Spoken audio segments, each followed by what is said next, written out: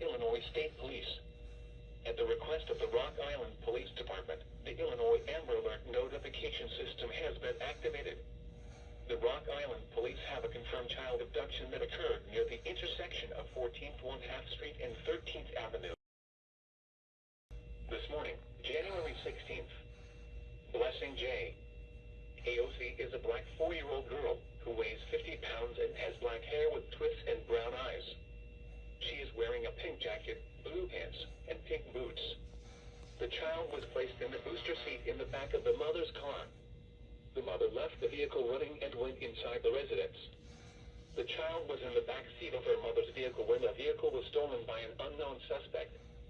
The vehicle was recovered a short time later at 9th Street at 14th Avenue in Rock Island. The child was missing from the vehicle. Anyone with information should call 911. This concludes this